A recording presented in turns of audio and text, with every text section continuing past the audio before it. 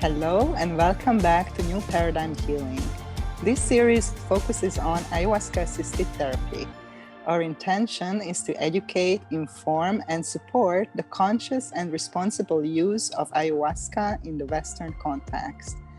If you want to know more about Ayahuasca Assisted Therapy and our upcoming trainings and workshops, sign up for our mailing list to be the first one to know about the latest news at avatarhealingarts.com. Hello and welcome back to Ayahuasca Assisted Therapy podcast. And today I'm here with one of my dear sister, Ayahuasca Kaur. And actually it's our first time meeting as well. So I'm very excited to get to know her and hear about her journey and work with this beautiful plant ally.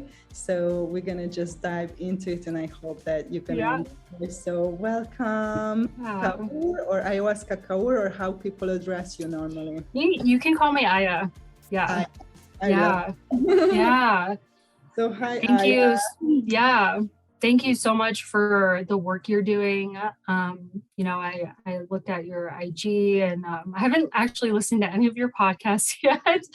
But I can tell from what you're doing, like you're just, you're spreading the seed, you're showing up, you're doing a lot of work, to get the word out and education. And I really appreciate that, so I just really thank you for everything you're doing. And thank you so much for reaching out. I'm super grateful.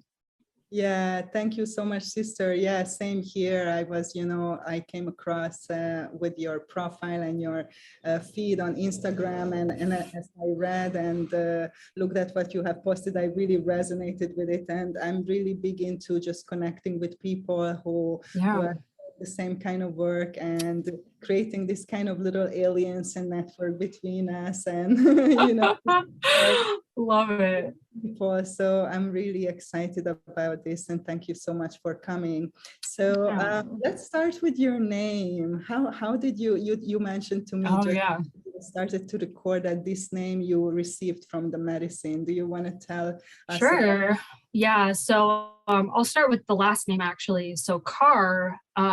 So my initial experiences with ayahuasca were not in the Shipibo tradition. They were not in an indigenous tradition. They were actually, I guess you could describe like a metaphysical one. Most of my initial experiences were first one-on-one in the daytime. And they were mostly to recorded music. And a lot of the chants and the mantras were by an artist named Snatam Kaur. Thank you, Snatam Kaur. Yeah. And so this woman basically, she doesn't even know it, but she like healed every cell of my body and like awakened me. And then I went to a Kundalini class probably like 2 or 3 years later after these experiences.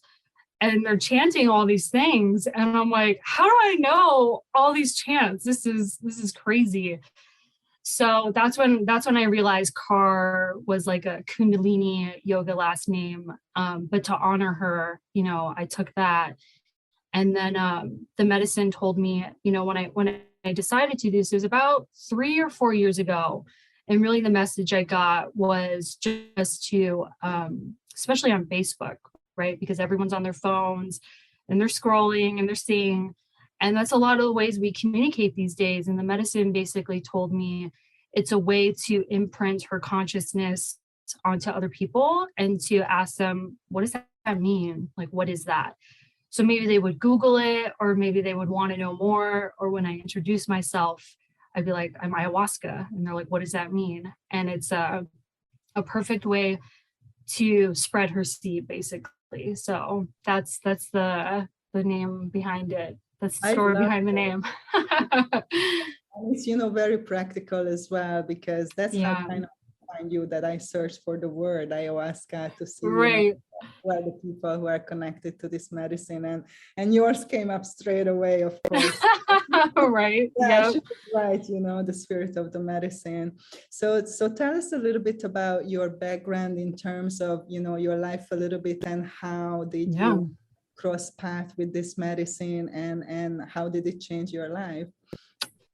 Yeah, so basically in 2015, I remember very distinctly, I was driving to a new job. I just got a job at like a really fancy treatment center, treatment for drug and alcohol. And I bought a new car. I just graduated with my master's. I'm in this new trajectory of my life. What did you study? I studied psychology in my undergrad, and then I got my master's of social work. So I've always been the why or the drive in life has always been like to serve humanity. You know, it's taken me a really long time to figure out my purpose, but that's always been there. So I'm on this drive, and basically, I was like, there was this empty feeling inside. And I basically shouted in my car, like, I hate myself. I hate everything that's happening. And it was the first time in my life where I realized that there has to be more to my life than these material things that I've created, that I've chased. I came from a family where performance was praised and my rich emotional world was undercultivated. You know, there was a lot of addiction in my family, a lot of mental illness, and I've healed a lot of, resentments and anger and shame because of ayahuasca, so thank you. And really, I can see my family dynamics now as like the perfect storm to lead me to this path.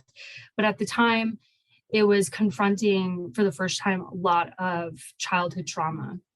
And it was interesting at this, synchronistically at this treatment center I went to go work at, they gave me a task of teaching a shame resilience course and by Brene Brown. Mm-hmm. And I'm sitting here learning this material and teaching it. And I'm just like, I am full of this stuff. I am full of shame, unaddressed shame. And they, in that treatment center, they put a lot of their clients through family dynamic work and all this stuff. And I was like, wow, like my eyes I started to open up in ways that were super uncomfortable. And I didn't really have any of the tools. So at the time, right before this, I went through an EMDR training, eye movement desensitization and reprocessing therapy.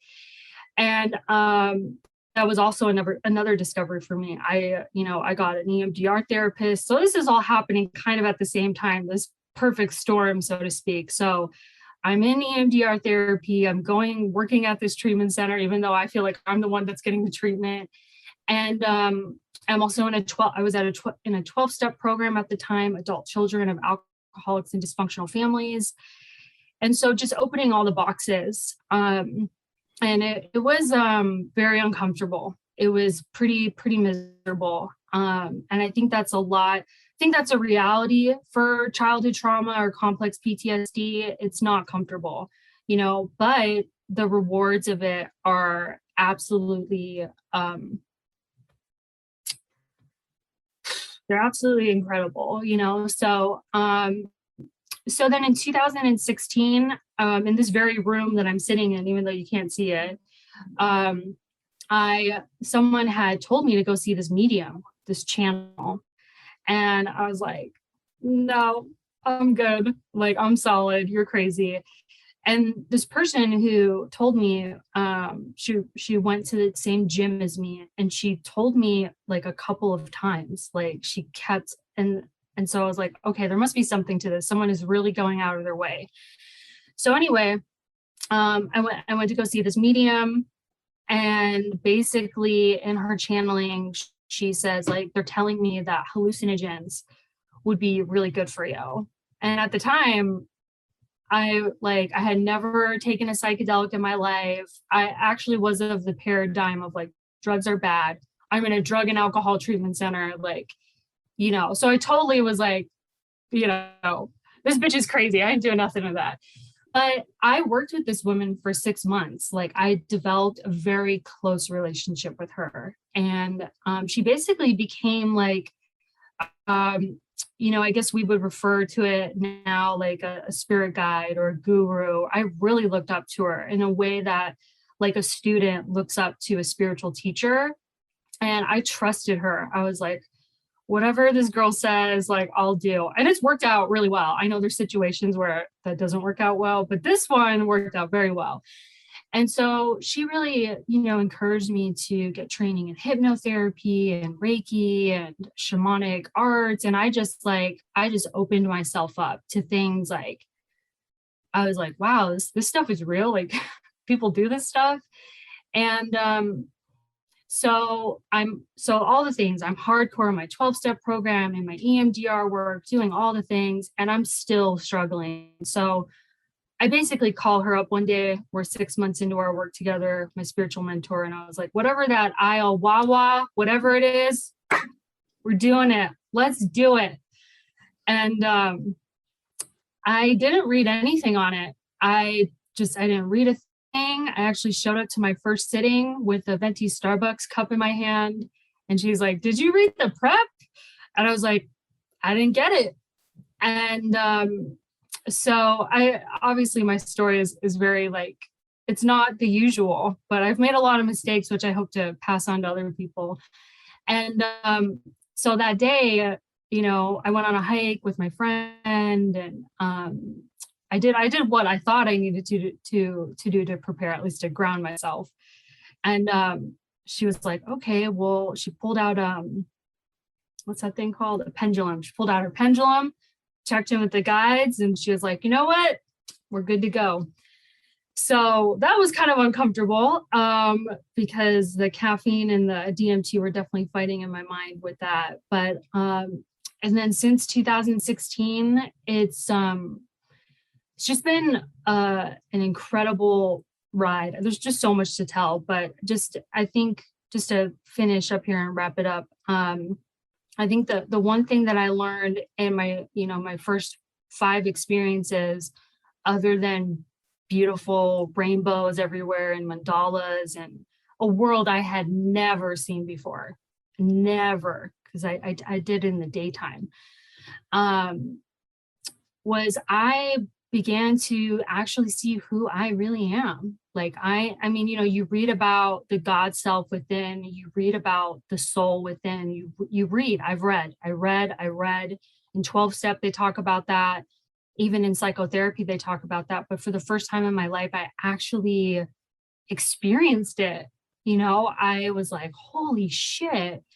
And I tapped into a part of myself that a lot of my trauma had covered up. And so that's, I'll stop right there because there's a lot to say, but that's pretty much how I came into this world. And the world of ayahuasca, of course. And can I say one more thing? Absolutely. Yeah. So I have this tattoo on me. It's a vine and a leaf, and I got that when I was 17 years old.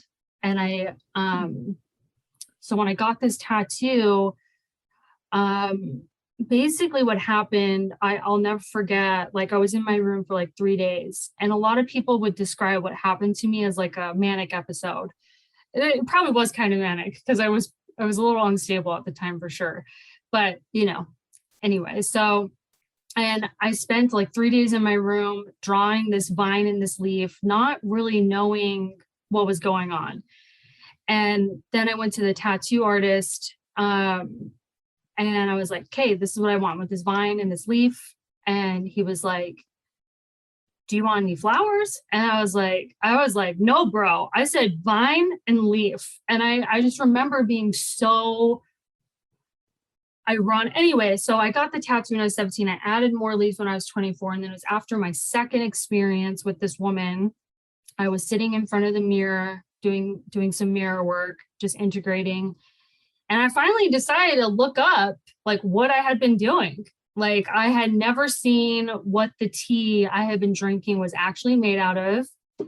And I don't know if you, like when you Google ayahuasca, that notorious, pot, that big pot with the vine and the leaf come up. And I was just like, from there, I was like, okay, all right. Like it's that realization that like, for me, like things are pre-planned, or I pre-planned things before I came into this life. And I'm very skeptical. I still am, I have a pretty strong ego still. And I was like, all right, I get it. And that kind of really cracked me open in a way that I didn't really understand. Still trying to understand it, to be honest, but that was that's been really kind of mind blowing for me. So anyway, that's some of the background, some of the story.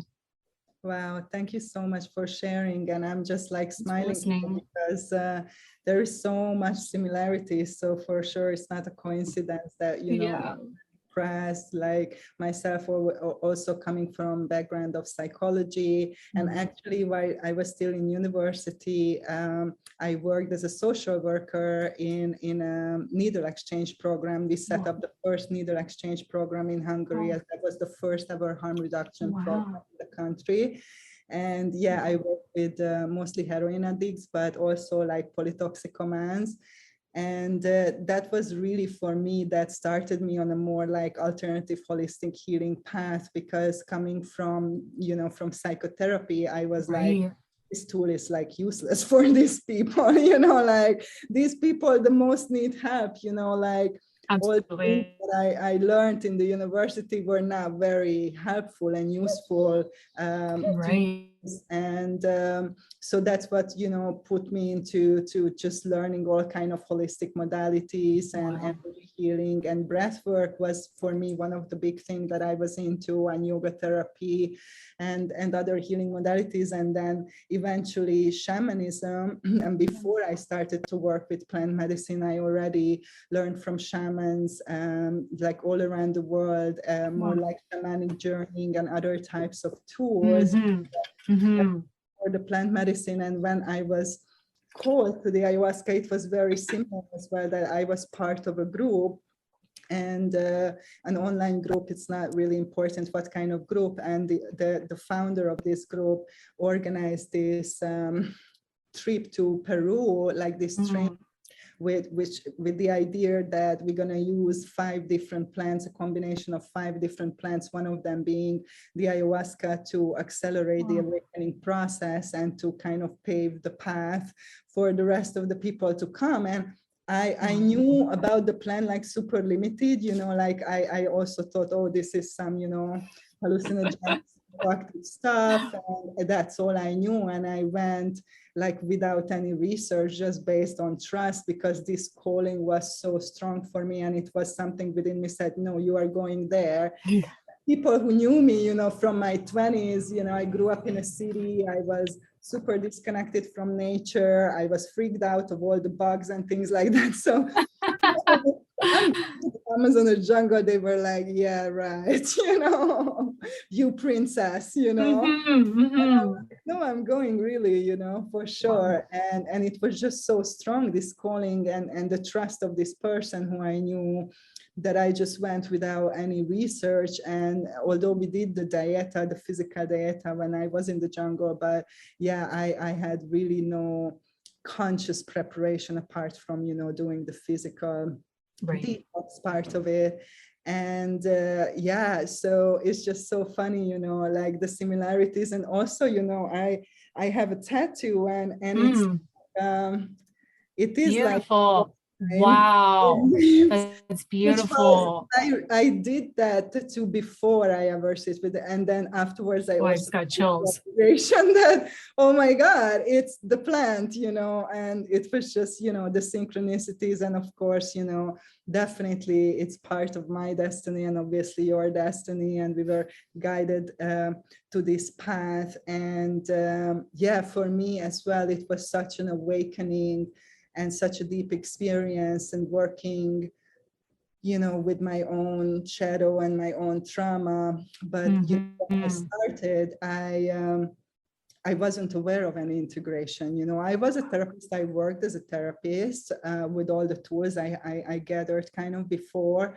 And I totally thought that, oh, I'm going to go in the jungle, do this training, be there for a couple of weeks, do a bunch of ceremonies, and everything is going to be fine after that. Totally.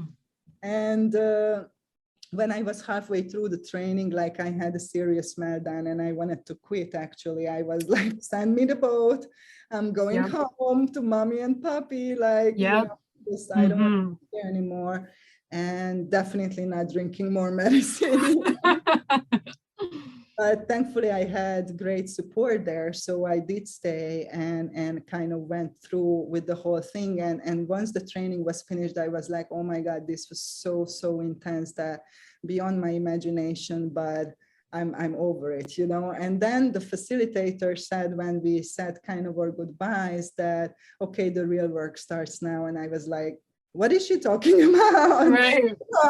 I thought we did the work, you know, like that was the, like, I don't understand. So that was, you know, my beginning. And I had no concept of integration. I had no concept of what's going to happen after. I had these misconceptions that, you know, like obviously all my troubles will go away. And then I started to feel worse, you know, and heading into total meltdown. And I thought naively, I think a lot of people think that, oh, I need more medicine because I'm still not well, you know, I'm still not feeling good. On the contrary, so I kept drinking more medicine out of this naivete that to a point of like a total dissolution of identity. And I was in a very scary place, even for me, and I needed support, and the universe sent me angels, you know, in form of people who were able to support me through that very intense process. And that was the first time when I met a Mexican healer who was in the tradition, you know, with the shamanic tradition of the Red Road and the medicine, but she was also trained in Western psychology and breathwork. So she had similar background to me, and she kind of bridged these two things together. And she was the first person who told me about the integration and who told me that, okay, you stop drinking medicine, you know, like just stop it, you know, you need to integrate. And I'm like, what does that mean? And then, you know, she told me that, oh, you can use this rebirthing map from Stanislav Grof because you're going through a rebirth experience, you know, and use that as a map to go through your own process. And that's what I did because I was in such a bad state and literally internally, but my life falling apart. I just moved to Mexico. I didn't know anybody here. I had no work, no clientele. My clientele was in Europe, you know. I didn't speak the language. I was literally in like this house of like just you know, an empty house and like total breakdown, like on every level, you know, that some people can relate to. And I started to dive into this integration that she was telling me about and understand more this concept, and just, you know, staying with myself and my internal reality and journal and write everything down and meditate and do my practices and just observe, you know, and just stay open to receive guidance, you know, through the plant. And I didn't drink medicine for 3 years, you know, because took me that long to come to a state that, okay, I feel centered and grounded. And you know, that it's a never work, but go through.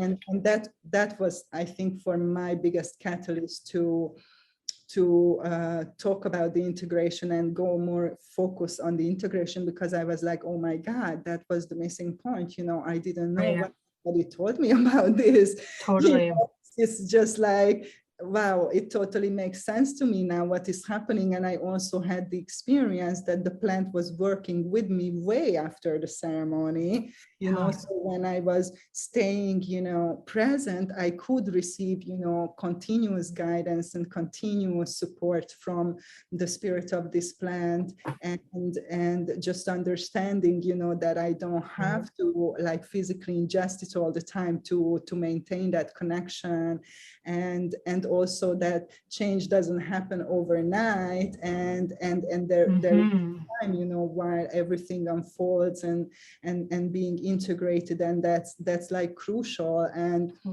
really for me, the message during this time from the medicine was that you are the healer and love is the medicine, that I am the healer, that is not the plant, is not a person, is not a shaman, is not, these are guides and allies, but I can do which I knew kind of before, that was the path I was on, but as you described, it became such a deep experience for me at that point. And going, working towards that self-love and acceptance, and really deeply facing, the shadows, and becoming like shockingly aware of, how I was thinking about myself, real deep in my mind, and the horrible that I said to myself on a daily basis, and all these things that I wasn't aware of, so much started, to come up, and I started to see that I have a really destructive, negative relationship with myself, and very little love there, and so I started to tap into that higher, love and connection, and bring these pieces together, and that's what really started me to do the integration and to talk about it. And at that point, I didn't think about to bring the medicine into my work as a therapist. I was doing it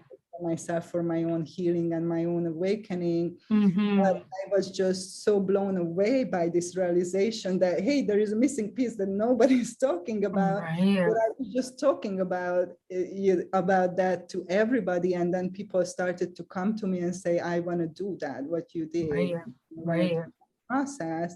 And I was thinking, okay, well, I did it. I have the experience. I have tools, I'm already a therapist. So yeah, let's give it a go. Obviously, people coming to me asking me. So I was very honest and transparent with people, saying, hey, I never did this with another person, but I'm pretty familiar, how the process is, and I understand that it's kind of the same process for everybody, in individual way.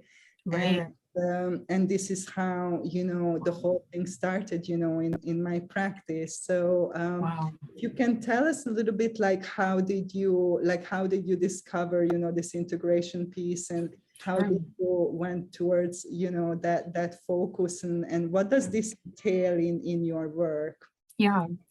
Well, thank you so much for sharing so much of yourself. You sound like you've just done, right? You've been through hell and back for the purposes of yourself and other people. And it's so beautiful. So thank you for everything you've done for yourself, and everything, the message you're passing about integration. So integration, like you, that word did not come into my forefront probably until 2018. So I'd been working with the medicine, and like I guess you could say, like, now that we're more sophisticated, I feel like in the psychedelic realm, in the plant medicine realm, we talk a lot about preparation and integration now. And interestingly enough, for my EMDR work, we do a preparation and integration protocol. So as I'm doing EMDR with people, and I'm spending the weekends doing ayahuasca, I'm like seeing how these worlds are so similar, but very vastly different, if that makes sense. And it's like, okay, if I'm going to spend all this time with somebody, at least in psychotherapy land, to open up these boxes of trauma, you would do the same with somebody with ayahuasca.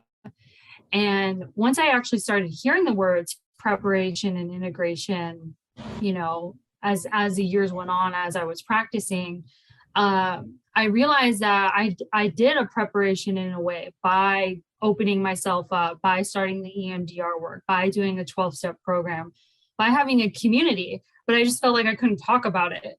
I felt I was like in the closet about my medicine work.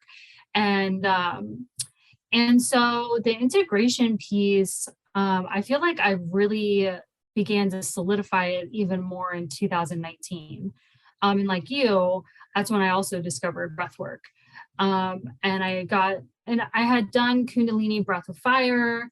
And then I was introduced to Wim Hof. And then I went and saw like an actual breathwork facilitator who taught me about breathwork. And then I also started getting into Stan Groff and like things just started to click, and I think, the word integration is different for everyone. It different like activities, whether it's passive integration or active integration, whether you're doing like, you're putting good foods in your body, you're drinking water, or you're doing, internal family systems, or you're really looking at different parts of you that are driving your life that you don't really want to drive anymore. And like, looking at those deeper, are they unmet childhood needs?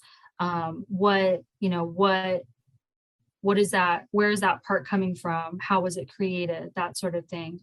And basically now in my work that I do with people, I do a trauma, basically what I promote in my own way that I've made up in my head, but it's obviously like a hodgepodge of things that already exist, is trauma-informed ayahuasca preparation and integration. And it's really respecting the setting, and a person's readiness, and really the autonomic nervous system, the central nervous system. And, it's like, for me personally, like walking into a dark Maloka with 20 people in the beginning would have not worked for me.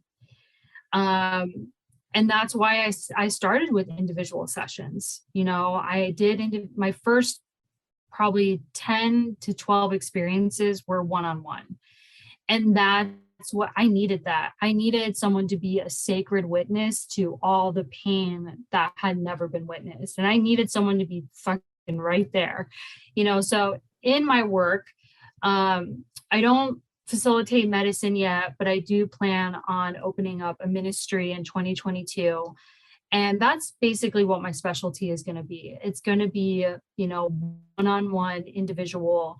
We do a full assessment of your childhood trauma, and we begin to equip you with tools, like you mentioned, like mindfulness, breathwork, everything that can help you regulate the central nervous system, because it's like, if you think about it, if someone's not regulated and they're too high, basically in the ayahuasca space, we're not processing anything. We're just having a bad trip. And these are, of course, my thoughts and my beliefs and based on my experiences. And I really want to offer a space where someone can go in and be regulated. We're giving them a dose that they can actually process, if that makes sense, where they're not getting too high, right? And they're in a setting where they can see the outline of their body. They're not dissolving, right? Because for me, the experiences that I've had where I was in a dark room and I got completely dissolved and I was too high, and like other people are screaming in the Maloka with me, it's integrated and it's all well now, but at the time it was devastating. And I just think going forward, in my opinion, taking this practice, when applying it to complex trauma, I want to be careful, and I want to give people, I want to support an experience that supports, the really fragile and vulnerable trauma that is inside of all of us, essentially. And then when we add ayahuasca, there's definitely a lot of things that can come up.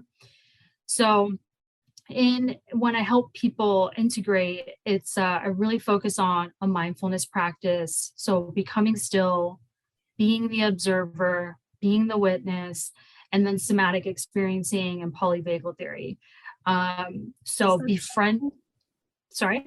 What was the last thing after polyvagal theory? Okay, tell me about that a little bit. Dr. Stephen Porges. Thank you, Dr. Stephen Porges, polyvagal theory. So he basically talks about things like neuroception. So neuroception is the automatic process. It's happening right now, in fact. And it's how we take in our environment based on like what is happening in our autonomic nervous system. So if I'm chronically in fight or flight, I'm reading my environment as threatening, as unsafe, and I live in an unsafe world. Or And this is very distressing overall. This affects the totality of my experience, of my organs, how my whole body is functioning, and how I'm either contracting or expanding in life. And if I don't have the resources to ground myself in my contractions, meaning my anxiety, my fears, other human mental traps we get in, based on trauma, but the trauma is happening right now still to somebody, right? So if I don't have resources where I can soothe and ground, how can I grow and expand in life, right? And this right here, right? This is what ayahuasca is all about, is growing and expanding. And then when I come back home, do I have the resources to deal with what's coming up even after the afterglow? The 3-week, 2-week, 3-week period where everything seems so amazing and incredible, which is a really great time. And then also having the resources, well, what do I do when my anxiety or my depression returns? Or so that's a part of it. And then internal family systems. So internal family systems is a way, basically, and that was created by Dr. Richard Schwartz. So I can actually contextualize and relate to myself in terms of like the somatic responses. So for example, say I feel a strong tightness in my solar plexus, it's where a large part of our vagus nerve bundle sits. And I'm having this experience, I was just triggered by somebody. And so with internal family systems, I can relate it to, the part of me, my inner child is feeling really afraid right now, and my protector part is wanting to push this person away. So I start acting out, and so, internal family systems gives us the language of the central nervous system. It helps us contextualize and relate to ourselves and all the parts inside of us. So these are definitely the tools that I've used on myself, that I continue to use on myself, God willing. And I'm continuously surprised along this journey. And that's really why I'm tempted to just keep coming back, because although it's very challenging, the growth is just exponential. And I really see it working as long as I do the work and as long as my clients do the work. And that's what I tell my clients. I was like, look, like, these are the things you're going to have to do. Like, and I can say that with nothing but love, because I know it's true. Like, I've tried just doing ceremonies and like floating, and then I'll just become reactive. And then that's how my life will be. And then when we have these tools to resource ourselves, to come back to center, to feel like a sovereign and empowered being, right? That's what it's all about. Teaching my clients that you are a sovereign being. And by tapping into these tools, like that's what's going to free you. And, so that's something I landed on, the trauma-informed ayahuasca and preparation and integration after I came back from Peru this year. So I went to Peru. I went to the Ayahuasca Foundation for 2 months for their ayahuasca initiation course. Yeah. And are you familiar with it? I haven't been to his center, but he was on my podcast. Oh, great. Awesome. Yeah. Carlos is great. Yeah. Great person with integrity, definitely. Absolutely. And I basically had that experience of being in a dark maloka and dissolving. I had that there. I mean, and I went to the center probably with 30 experiences under my belt. And then, a lot of things happened there. But with that one experience, it really opened up my eyes to the person I was when I first came to the medicine, and just knowing, I'm like, this would not work. This would not work for a vulnerable, fragile female who just is just awakening, So, so to me, it's like, that's kind of like that's the message I've received and how I want to go forward in doing the work. And like you said, like, integration is key. Integration is so key. And luckily there's psychology, there's systems, there's theories, there's a lot of things we don't need to reinvent the wheel on. You know, it's a lot of incredible people have done that for us, and we can just all work together and create this paradigm shift that this ayahuasca is doing, at least in the US, you know, here in the US. I think you're in Mexico.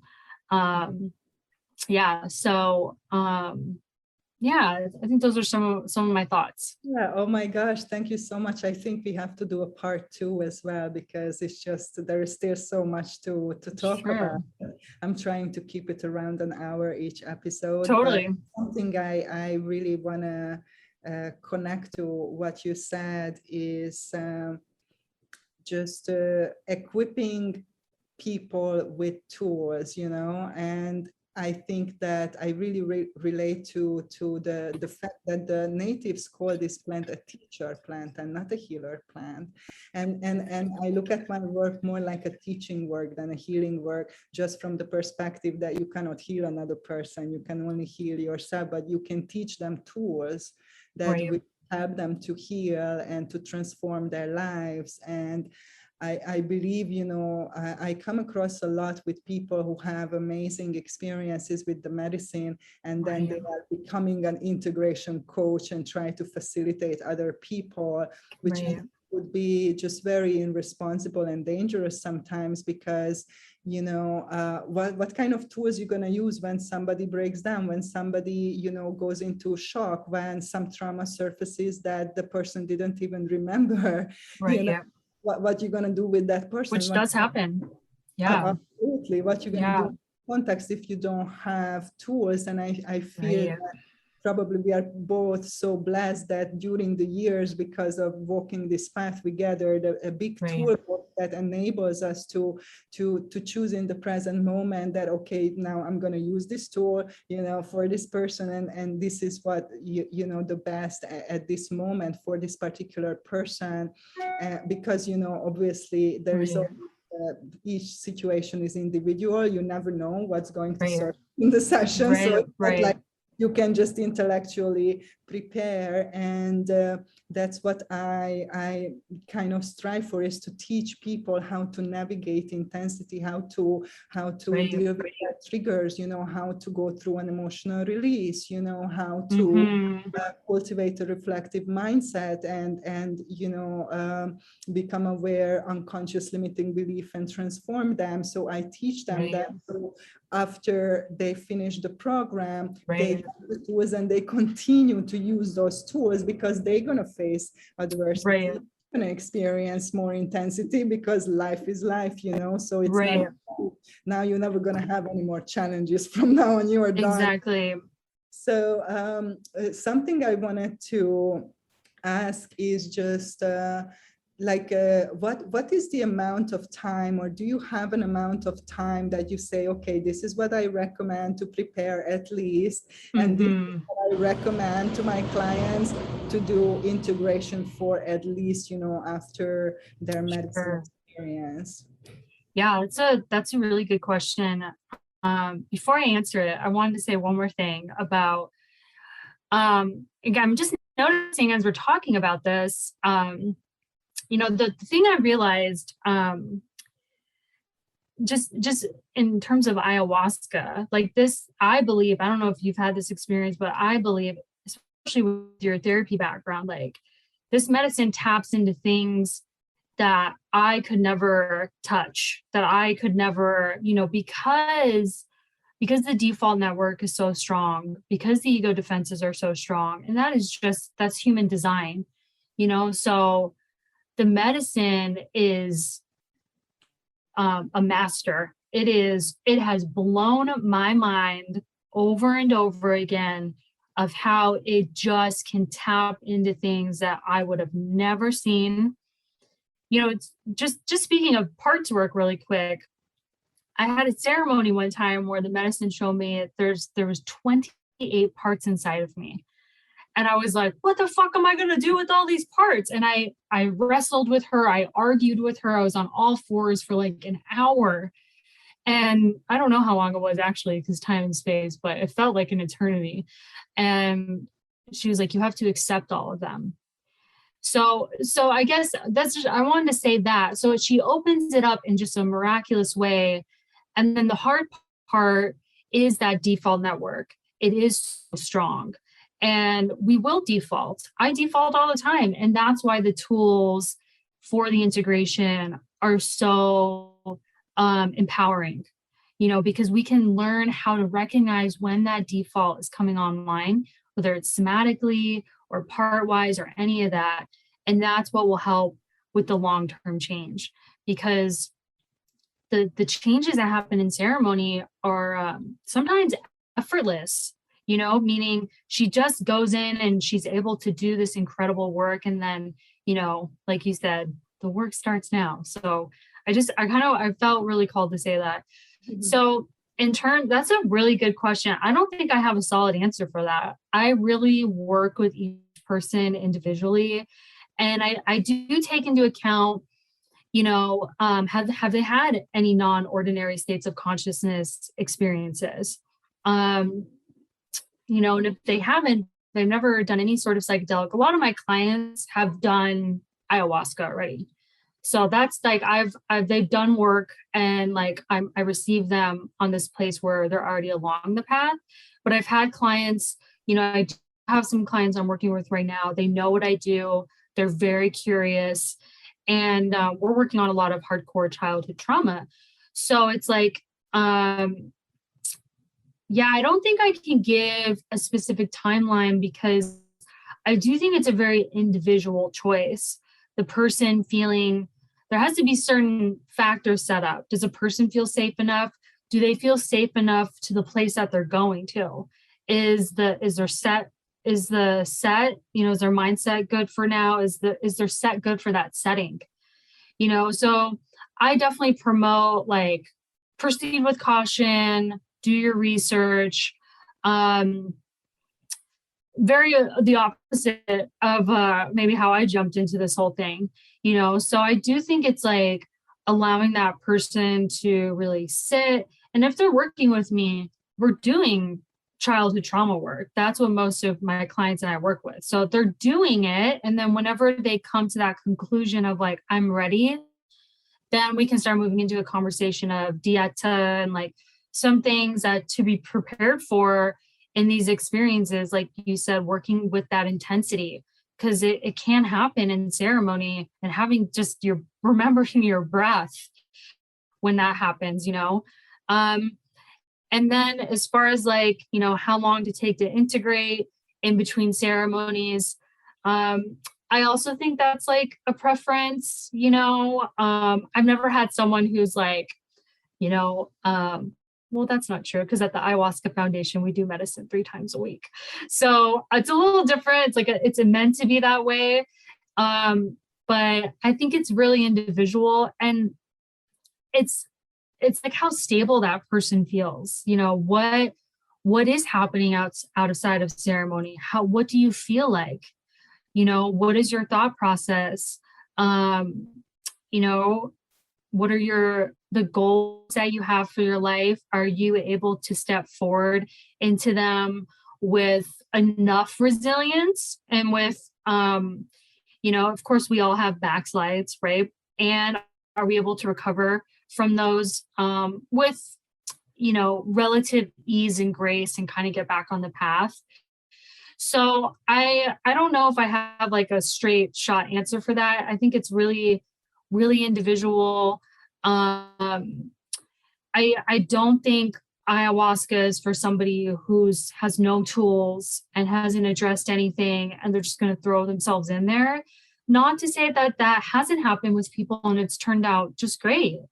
I personally, working with someone though, like if you're working with me, of course, like I'm responsible in a way, right? Like I need to be ethical and integrity and like recommend things that are sound.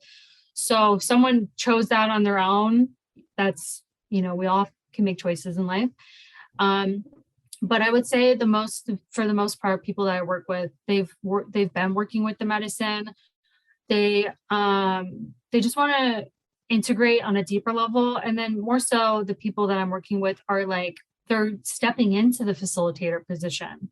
So it's like a different kind of evolution when you start doing that, because it's like now you're dealing with you're dealing with a lot, right? Because now you're responsible. You have to like embody certain things. You need to be in alignment. You need to be sure you're continuing to face your own shadows.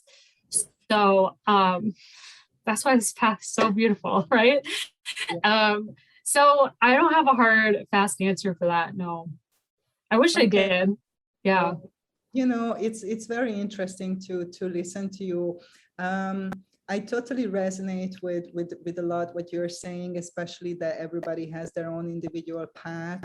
I also, you know, I don't really work with people who have no previous experience in any kind of healing or shadow work or spiritual practice or something like that. But I don't even get sought out by people who didn't have, you know, like normally people who have that calling and say, no, I really, really strongly feel they come to that point because they already did some internal work and some shadow work in some shape and form. So I totally agree that I wouldn't recommend, you know, to go into total blank, you know, like with no previous experience. However, you know, I also acknowledge that the you know, destiny and the mystery of life, you know, and the divine in mysterious way. So I'm not to tell it's not okay. It's just that's not the way I do it, you know. I normally work 2-3 months with people in the preparation when they have weekly sessions, when we do some preliminary work, as you said, around, you know, checking, you know, family history, medical history, trauma. So they will become familiar that, okay, this will surface for you for sure in the integration.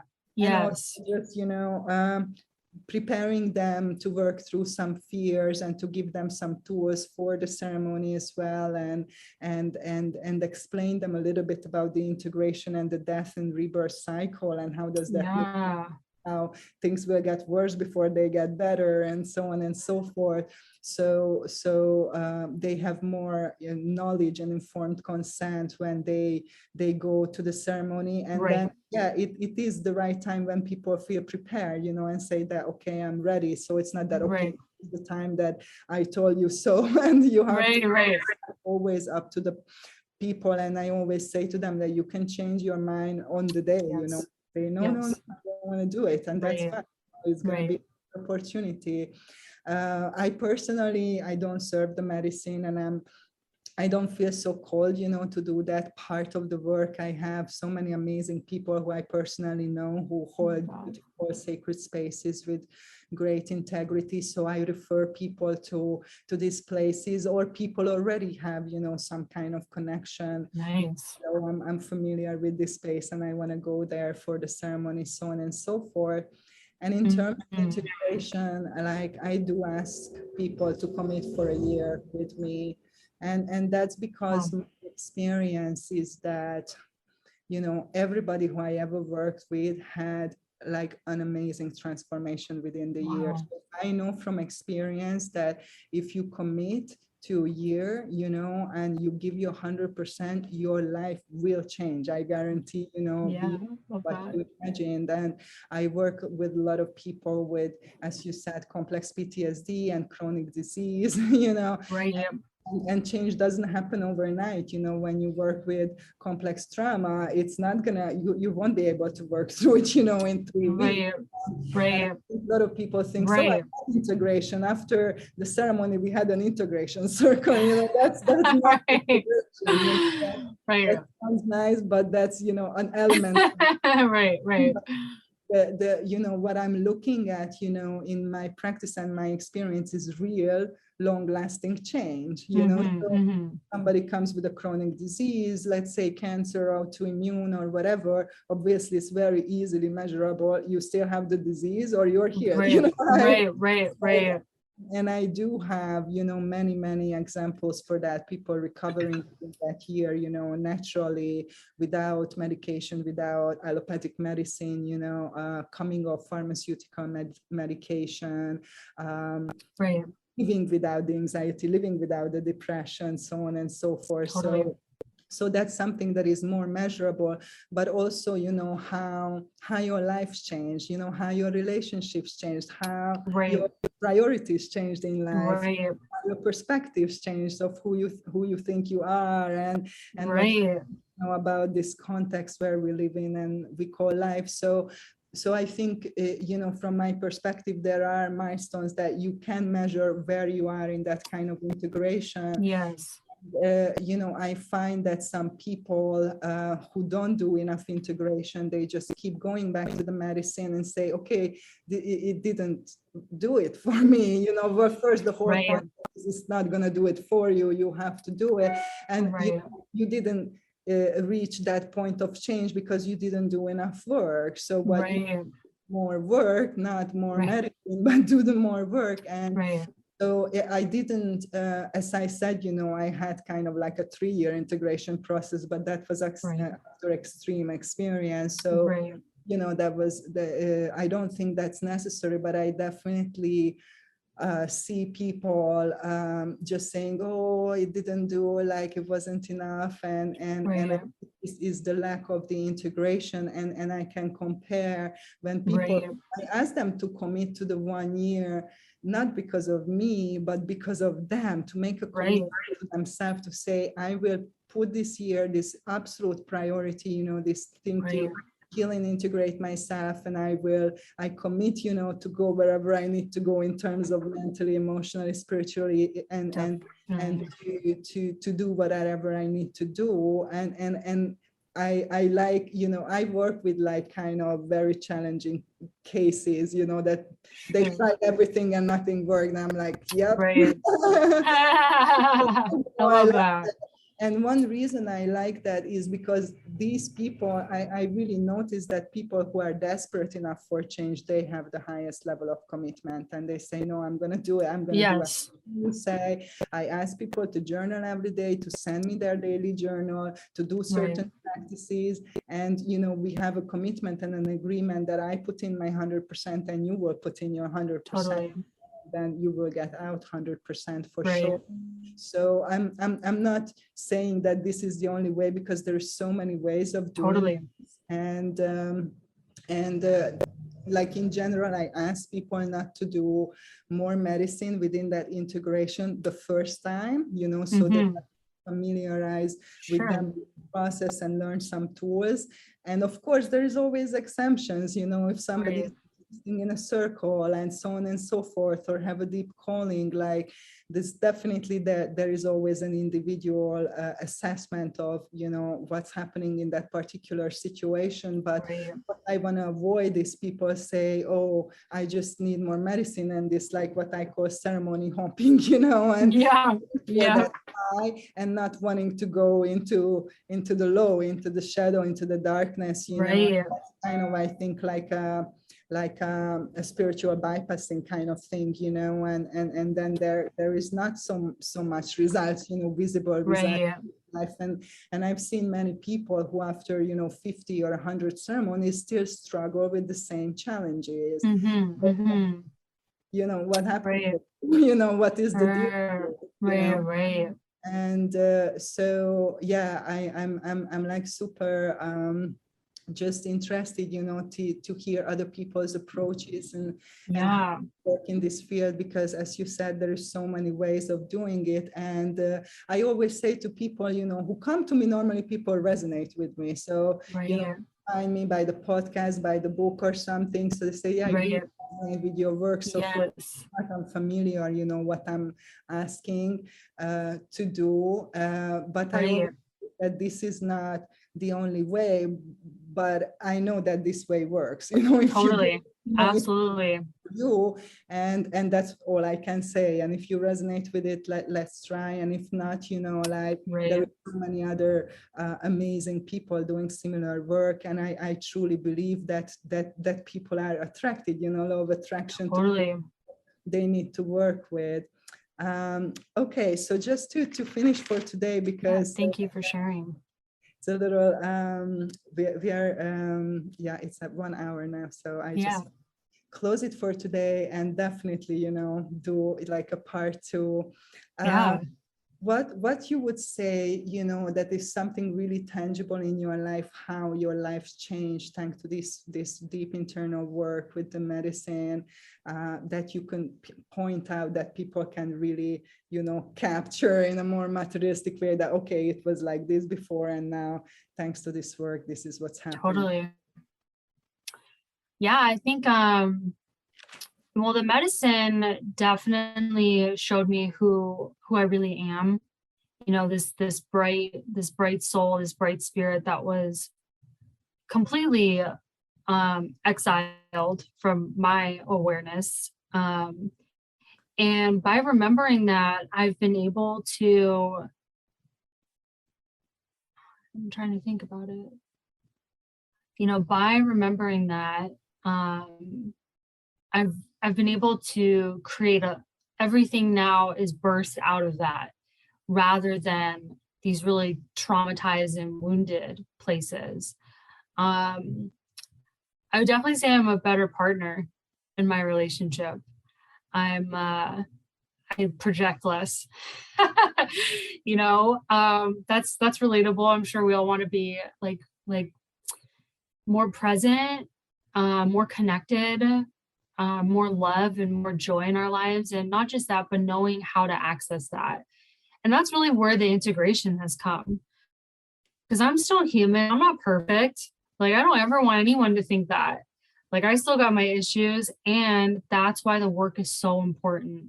That's why I have to continue my practices. That's why I have to keep going inside every day, even without medicine. And it's given me, ayahuasca has given me my purpose in life. I'm married to this shit. It's on my finger, so it's, and it's really just given me a way that I can serve humanity and be connected to other people who are hurting. Because that's where I came from. I came from a place of suffering. And there's a lot of people on this earth right now suffering, whether they're shouting it from the rooftops or they're not. And I think this medicine really shows us who we actually are, not just identity wise, but our humanity, and how it's if you look around, it's fucking lost sometimes. And being able to really connect with that and know the truth of myself, helping other people know the truth of themselves and what they want to create out of that. And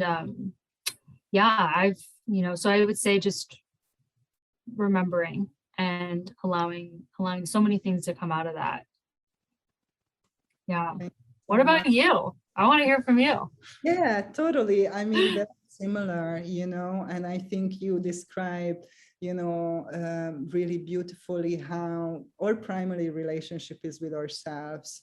And, we have a very destructive relationship, most people, with their own self. And as you said, coming from that self-hate and self-destruction into a place of self-love and acceptance and living from that space, I have goosebumps, when I'm saying, so definitely this is something I deeply relate to. And for me, it was just living my life in such a deep state of anxiety, that I wasn't even aware, because that was my default.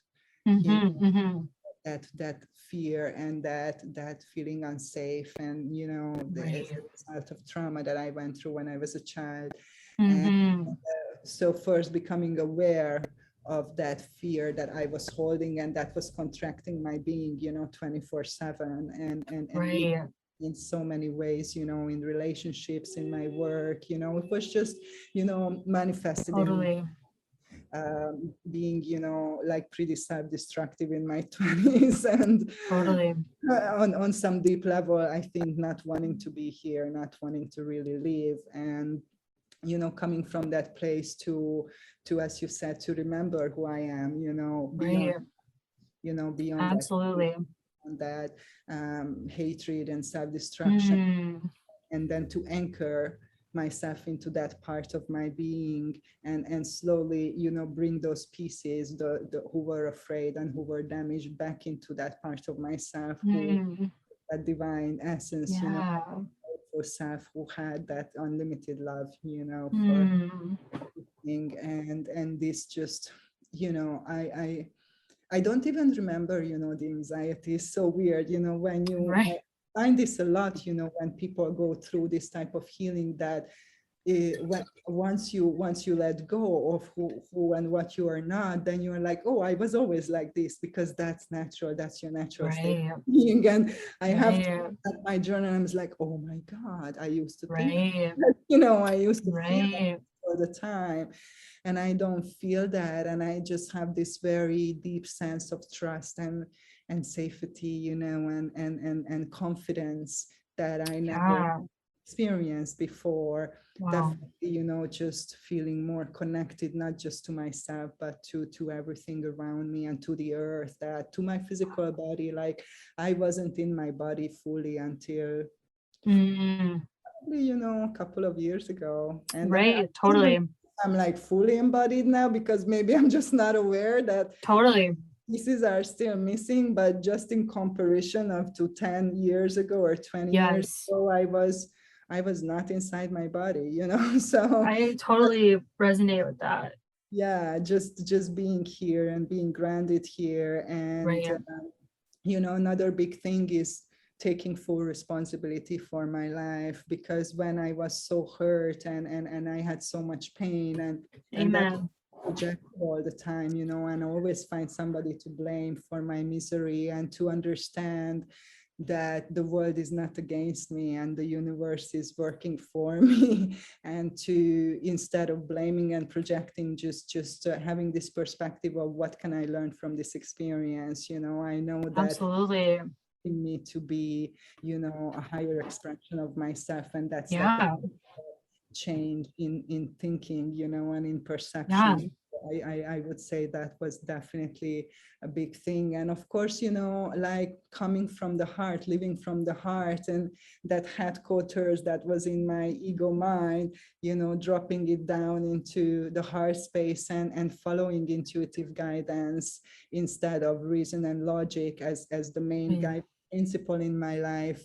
That was really major for me, because I was born naturally, you know, with some psychic abilities and clear sentience. And Yes. I grew up in a communist country, and in a place where these things were not really encouraged or even acknowledged. Mm-hmm. You know, I didn't Mm-hmm. have anybody around me, and the way the world was presented to me and what my experience of the world was like, totally like. Totally. So I deeply try to suppress and go against this gift and this ability that I Mm. always had. And it was, you know, work to break down all that conditioning that allowed me to disconnect and override, you know, that deep intuitive part of myself who Mm-hmm.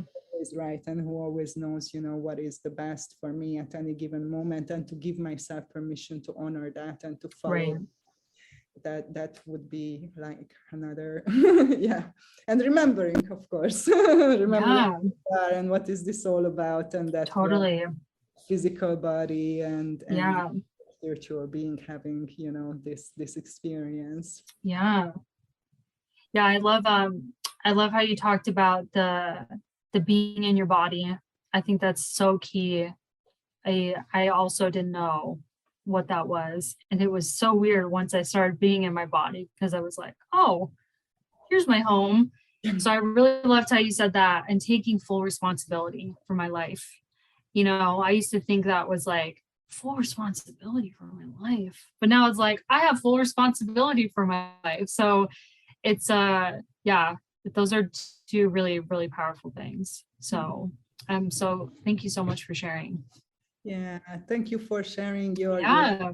and your authentic self with us today. And definitely there is more to come, and we're Yeah, going to include your website and IG and for offerings and sure. everything in the description of Yeah, this video. So please, for all the audience who if you are listening and you're resonating with Aya, you are feel free to contact her and reach out to her. You will find her information in the description. And of course, if you like this video, please subscribe to my YouTube channel, that you receive all the fresh episodes of my podcast. And also check out my book, Ayahuasca Assisted Therapy and the Integration Process, called Heart Medicine. It's on Amazon. And yeah, feel free to contact me also if you resonate, and feel called to walk this very powerful and liberating path of healing and awakening. And yeah, we're gonna come back soon and share about this. And we have on Clubhouse, which is this new cool audio app that I really love. We have a weekly interactive room on Tuesdays at 5 p.m. CDT about ayahuasca preparation, integration. And actually our next week's topic is trauma healing. So maybe you can come and join us, Aya, there. It would be so lovely. And yeah, if you are listening, if you are on Clubhouse, like check out our room and you can come and ask questions and share your stories and experiences. And also, if you're not on Clubhouse, I can send you an invitation so you can just contact me for that. And that's something, that I also offer as a service, that we are really trying to put out lots of information that I wish I would have had, before my journey. And I'm so happy that in this psychedelic space that there is more and more people who are talking about this and sharing, amazing wisdom and tools. So it is easier, maybe a little bit for people who are just embarking on this journey. So thank you so much for listening. Thank you, Aya, for coming. I really appreciate it, sister. Thank you for having me. Really, really appreciate it. Thank you so much. Yeah, and remember that you are the healer and love is the medicine. So lots of love to you all.